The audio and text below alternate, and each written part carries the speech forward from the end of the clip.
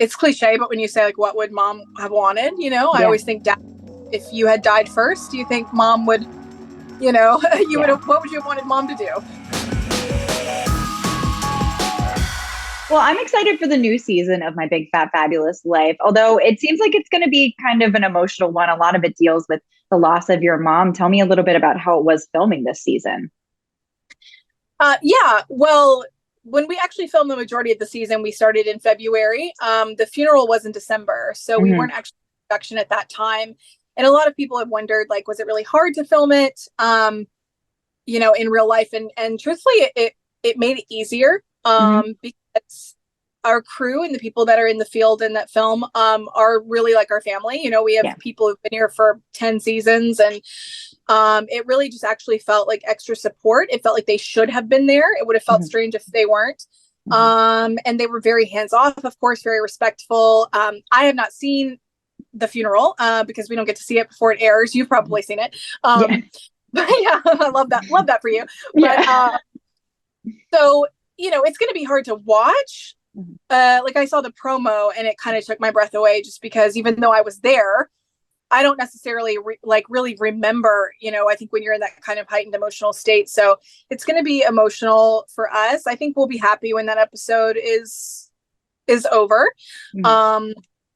And the rest of the season, we're really excited for. I know my mommy, sorry, I've been crying all day today doing these. I know.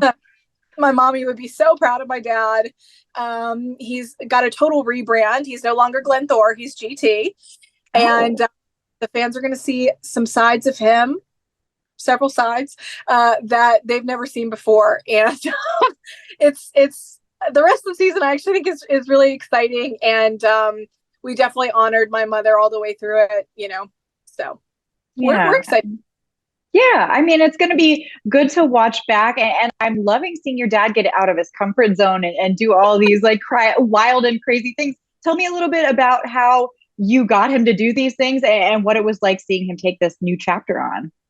I don't know how I got him to do these things. So he gets a tattoo, right? So we all got him a tattoo. My new family and my dad and my brother, we all got these. And it really shifted my worldview, because my father has literally almost disowned me like every 18 times I got a tattoo, and like not in a funny way. He's like legitimately angry. So I remember even at the beginnings 10 years ago, we started this show. He was like, Whitney, they're not gonna put you on TV with tattoos. And then season 2, I got a live tattoo on the show. But but you could have given me literally any crazy circumstance, and I would say yes, that would happen before Glenn Thore would get a tattoo. Yes, literally every other scenario in life is more possible than that. So having that happen, excited for him, but also I'm on shaky ground now. I don't understand anymore. So it has surprised me, but it's been wonderful and amazing to see him blossom and flourish. Yeah, I mean, you and your brother came up with this whole bucket list items that you were going to Switzerland. Yeah. What was behind that idea for you of getting him to do these things? What was important about that to you? Well, my dad just retired he retired about 6 months before my mother died. Yeah. So his life has been full of work and caring for his family. He's the best father on the planet. He's never had time to just do things for himself ever. So I kind of wanted to challenge him to just think what do you want to do, Dad? What do you think about it? And the first item on his bucket list, I won't spoil it because I didn't see it in the super, but it starts off real geriatric. Yeah. And then gets really exciting towards the end. So we're just super proud of him. And even though he's so sad, and still is and struggles to really find meaning in living without my mom still to this day. I think my brother and I, it's our job to help him enjoy the time he has here. And I always do try to remind him, it's cliche, but when you say what would mom have wanted, I always think, dad, if you had died first, do you think mom would, would have, what would you have wanted mom to do? Yeah. So I try to get through to him that way. And he's got a little grief group he goes to. And I just try to keep him connected. Yeah. And it feels like it was a really interesting bonding experience for your family, kind of in this new chapter of your family too. Absolutely. He's moved in here with me. Hmm. My brother is still here. So my brother had lived in New York before COVID for 20 Hmm. years. So Yeah. um, we have a lot more family time. And even just doing the show, I was like, Dad, well, you've got shoes to fill now. Mom's not here. Yeah. And he was like Yeah. really about it because, my mom is a star. This whole Yeah. show is about her, Hmm. really. So Yeah.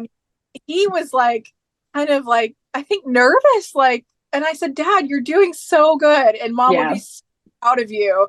And about 2 months in of shooting, he's never shot this much because he was always at work. He was like, Whitney, this really is a full-time job. And I was like, yeah, Dad, like, what do you think I've been doing for 10 years? It's hard work. So, Yeah.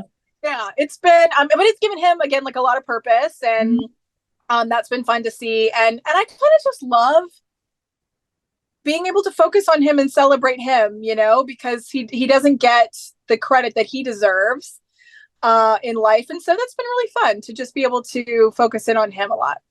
Oh, I love that. I can't wait to see the entire season of all that. And I'm excited to meet your new sister too, Angie. Yeah. Tell me a little bit about meeting her and how this all came about and what we're about to see.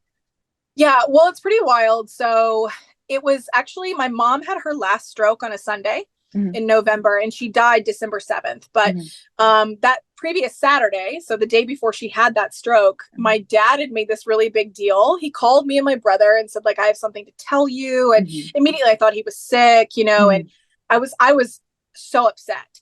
Yeah. And I kept saying, Dad, he was like, no, I'm going to tell you both together. And I was like, Dad, you can't do this. Like, I was crying. Like, I was like, what's going on? And then finally Hunter and I were talking all night, like, what could this be? And then I was finally like, I bet we have a sibling. I bet that's it. And so I called him back and I said, do we have a half sibling? And he was like, you're on the right track. I was like, all right. So then I could sleep. The next day over.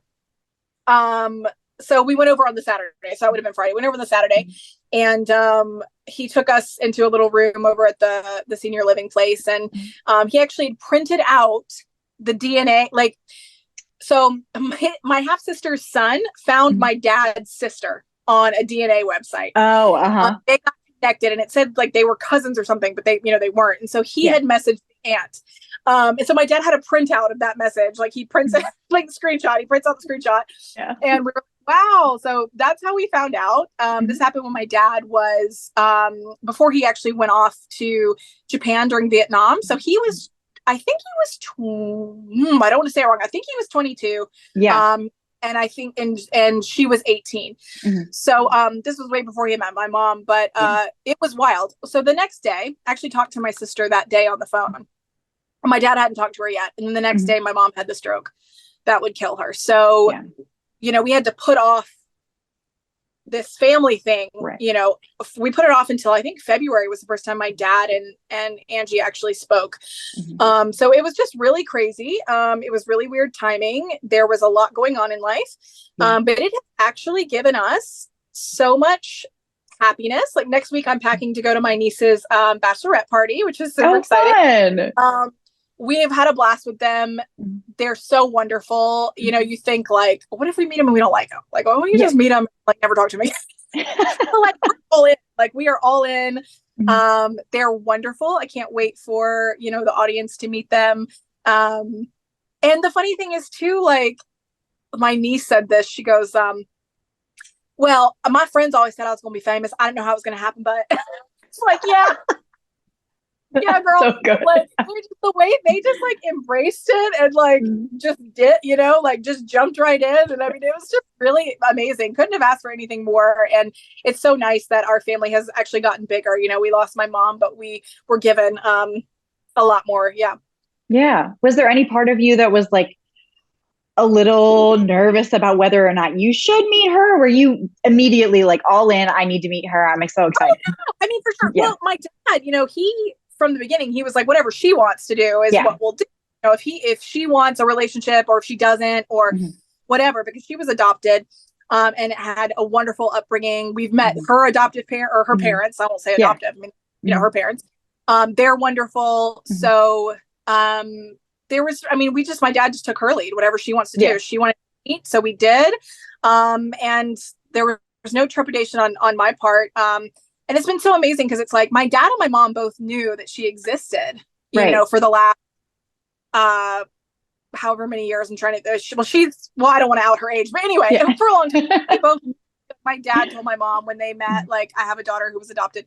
So he's been thinking about this for a long, long time.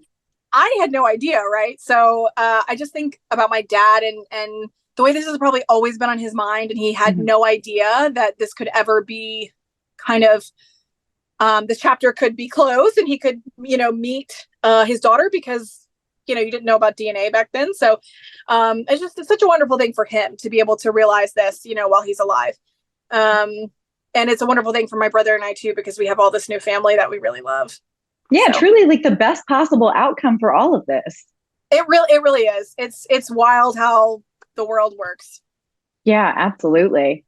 Now, we've also got, of course, your own dating exploits. Tell me a little bit about what we're going to see and how that's going for you. I know the apps they're rough. I hate to disappoint you. It's not a whole lot. The apps are rough.